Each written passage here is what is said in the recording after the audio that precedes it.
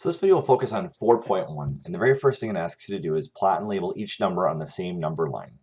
So you have one number line and you're just plotting all six of these. So I'm going to pause the video and I want you to try to plot these out. All right, so here's what we have here. We have our 2.5 and negative 3.5. And then of course I plot out 8, which is right here. I have my negative 2, which is right here. My negative 4, which is over here. My 0. And that is all the points that I had. So that's how you plot it all in the same number line, which is important for today's lesson. So the question is, how could you use a number line to represent solutions of an inequality? Notice the word inequality. We're used to seeing the word equality, which is the equal sign, but this is an inequality. So let's figure out what this means. So with a partner, read the statement and read the statement, circle the number that makes the statement true, and then answer the question. So you are at least 5, or you are in at least 5 of the photos. So if you're in at least 5 of the photos, that means that number 6 works. Does number 5 work? That you're at least 5 photos? But nothing else works, just these two. So that's the first one. The next one is write the 4 numbers that make the statement true. So the temperature is less than negative 4. So less than. So negative 4 doesn't work, but less than negative 4 does work. So these numbers will work. Then I have, let me go back through here. So negative 4, negative 5, negative 6, and negative 7 will all work. Oh, and I'm sorry, actually negative 4 does not, because it's less than, right? Next one, what do you notice about the numbers that you circled? So they all have to be less than. Some other numbers that might work would be like negative 4.5, negative 7.5, negative 8.5. Can the temperature be exactly negative 4? Not in this case, because it says less than negative 4. So it's less than, negative 4 doesn't work. This one where it says at least 5 of the photos, 5 does work. So that's that problem here. The next one says more than 3 students. So if it's more than 3, 3 does not work. But everything greater than 3 does work. The reason why I'm going to circle back over here is because like 3.1, 3.2, which would be strange if I'm talking about students, honestly. They have like a third of a student, but you get the point. So 4, 5, 6, anything greater than 3 will work. But 3 does not work. Rate 4 other numbers. I don't know, 100, 150, 200, 250, whatever. You know, lots of numbers will work. This one says that the yearbook fund is no more than $5 or negative $5. So it's no more than, so it's not more than negative 5, so negative 5 will work. And then all these numbers will work. But none of these will work because those will be more than negative 5. And in this case, negative 5 does work. 4 other numbers that might work would be negative 8, negative 10, negative 100, negative 300. So it says, can this number be exactly negative 1.5 if x is greater than negative 1.5? Well, if x is greater than, then it cannot be 1.5 or negative 1.5, but it can be really close. So it says make a number line and shade the part that shows the numbers that make the statement true. So I draw a number line. I have my 0. I have my negative 1.5. And it's pretty much everything that's greater than. So everything greater than. So I'm going to go this direction. But this number doesn't work. And the way that we denote that is we put an open circle. That means that this is our placeholder. That's where we start. But it does not count as a place on the number line. So everything to the right will work. This one here says x is less than or equal to 5/2, which is 2.5. So I'm going to draw my number line. And what's different about this one is I have this little line underneath it. Notice how that's different from this over here? So this line will count. So if I would go through here and go 0, and I'll say 2.5, this time, since 2.5 counts, I make a closed circle. Again, notice how this is different from this one up here. This was an open circle because it did not count. This point does count because it has the equal to sign. And it's less than, x is less than, so it's got to go to the left. And ask for other numbers that will make this statement true. So 1, negative 2.5, negative 80, anything to the left of this number will work.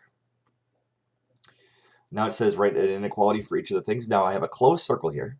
So this is x, and it's going to the right, so it's greater than. And it's a closed circle, so it's equal to, and it's -2. This one here is a x again. Notice how it's an open circle now, so it'll be a greater than, and then it's -2. Notice how these two are different. How one has the sign but no equal sign underneath because it doesn't count. This one here is, again, I'm going to have x. I'll have -2 because that's where it starts. But notice how it goes to the left now. So it's actually less than. But it's a closed circle, so it'll be less than or equal to. And the last one is x is less than -2. Notice I don't have the line underneath because it's an open circle. So now we're going to go here and it says a number q plus 5 is greater than or equal to -7.9. So I have to put down q plus 5 is greater than or equal to -7.9. So that's how you'd actually write this out. And it's the same thing that I had. So a number x is at most -10. So I'm going to have x is -10.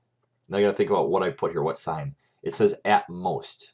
So the most that it could be is -10. So I'll put down is less than or equal to, because it could be at most. That does count, right? -10 would work. So that's why I have that. So I didn't get this one. Twice the number y, so 2y is more than -5/2. So take a look at why that works. And then now we're actually going to go through and we're going to see if -2 is a solution. So I plug in -2 into this equation. I'll have -2. Let me just write this down here. So -2 minus 5 is greater than or equal to -6. What is -2 plus -5? Well, it's -7. Is -7 greater than or equal to -6? I draw this out on a number line. Here's 0, here's -6, and here's -7. So actually -6 is greater than, so that's a false statement, does not work. Doesn't work, see? Now if I look at this one here, if I put in -2, so if I put down -2, and I'll put 5.5, and it's negative, right? Times this is less than 14. So let's try this out. Now I know a negative times a negative is a positive, so that works.